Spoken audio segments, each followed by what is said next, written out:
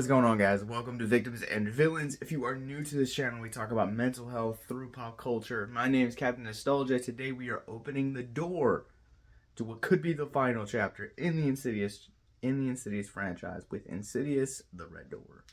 So the Red Door takes a page out of Halloween 2018's book, ignores sequels, and this one is a direct sequel to Insidious 2.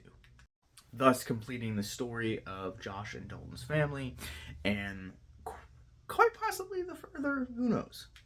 This movie takes place 9 years after the sequel of Insidious 2, and basically is a character journey of Josh and Dalton kind of rediscovering their connection to the further. I want to start off by just saying that I feel like this movie could have been better balanced. I feel like really early on in the franchise, this is Josh's story, and as we kind of get older, this feels more like Dalton's story. And this latest entry, this is kind of my biggest problem with it, is that it focuses on Dalton so much to the point that when we finally get back to Josh's story, his arc in this movie kind of feels like just a footnote. And it's kind of frustrating in that respect, because I felt like every time that I got invested into Dalton's story and Simpkins' performance, that rug got pulled out from underneath me, and it's like, oh yeah, Patrick Wilson is still here, Josh's story is still going on, let's jump into this. And I will say, despite some of the more unbalanced elements to this movie, the performances from Wilson and Simpkins really make it worth the viewing. I feel like if you're a fan of this franchise, you're going to love this movie. You're really going to kind of have the closure that you've been looking for all of these years.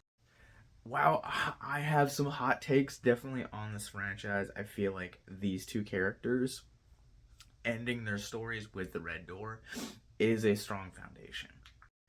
And I really hope that this is the end to the Insidious franchise, because if this truly is the finale that we've been waiting for, this is a really strong way to go out. Like I previously mentioned, I find the performances just really riveting. Sinclair Daniel, who is a newcomer to this franchise, she plays Dalton's friend Chris in this, and she is just absolutely incredible in this. She kind of starts off as this just kind of comic relief for the film, to kind of relieve some of the heavier tension that the movie goes after. And then somewhere along the way, she kind of becomes Simpkins' sidekick. And I liked that for the most part. But she's a great example of how this movie kind of uses secondary characters, to where for the most part this movie focuses so much on Simpkins and Wilson, which is fine, but there are characters that are introduced in the first half of the movie, and then right around the halfway point, for literally no reason, their character personalities just switch. Daniel is a perfect example where she feels like she's the comic relief in the majority of her first half of the scenes, and then the back half of the scenes she's serious. There's no humor. There's and I get the tensions build up, but it just kind of felt like a complete character switch.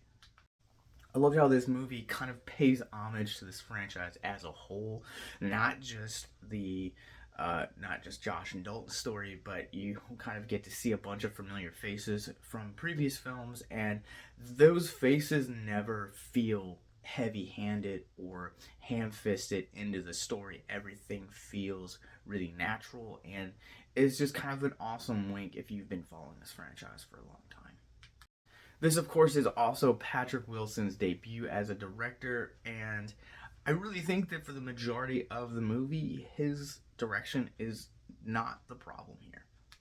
Wilson really does show promise as a director. There are a ton of shots in this movie that I was really awestruck and really impressed by, and just the way that sequences are set up, the way that the camera flows and follows him, and really just the way that things are lit. And sometimes that comes in more a cinematography category, but other times it really also comes into the direction. And it really feels like Wilson really studied frequent collaborator James Wan and other people that he's worked with to kind of really nail what an Insidious or what a really a horror movie should feel like. And I feel like I can't wait to honestly see what Wilson does next.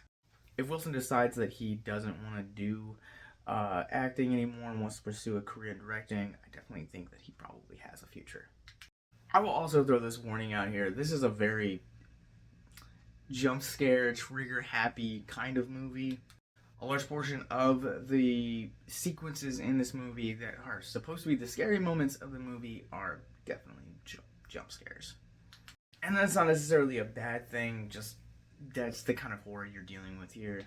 I definitely think that this would probably be considered the least scariest of all of the Insidious movies. But again, jump scares just kind of get on my nerves. It's not real.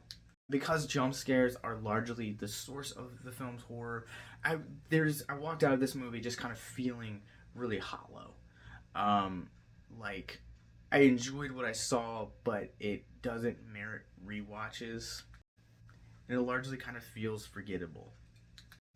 And that's why we're going to run this through the Rorschach rating scale. I'm going to go ahead and give Insidious The Red Door a 3 out of 5. I think this movie has really strong direction and shows promise from Wilson as a director. His performance, along with Ty Simpkins, are what really solidify a lot of this movie. It's a satisfying ending to Josh and Dalton's story, as well as the entire family. It is what could be a great conclusion to this franchise, but there are some narrative issues and some pacing problems along the way. So if you guys have seen Insidious The Red Door, what did you guys think? Comment below and let me know. Now let's talk about mental health. If you guys are new to our content, Mental Health Moments, where we take a theme of mental health out of the film which we're talking about, deconstruct it for a few moments in the hopes to deconstruct the stigma surrounding mental health. For this one, there is a moment where Dalton and Josh are taking Dalton to college, and Josh is kind of explaining kind of how his mind is set in the last couple of years after the events of Insidious 2. And Dalton asks him this very poignant question once he gets done speaking. Have you ever considered getting help? And that's really the only question that I want to pose to you guys today, is that if you're going through depression, anxiety, suicidal thoughts, self-harm, or addiction, have you considered help? Our mental health resource library is in the show notes below. And please stay with us. You're not alone. That's all I want to ask today.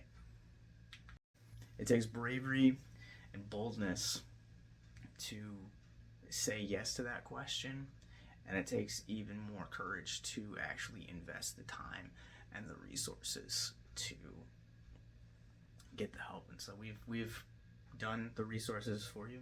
Just check them out and consider our mental health resource library. Insidious The Red Door is now playing in theaters everywhere from Sony and Stage 6 Films. Again, if you guys have seen it, let me know what you guys thought about it below. What's your favorite Insidious movie thus far? Between the 5, mine is 2. In the show notes below, you guys will also find links to our social media, Patreon, more podcasts and movie reviews like this one, and links as well to, once again, our mental health resource library and the subscribe button. So until next time, close the door.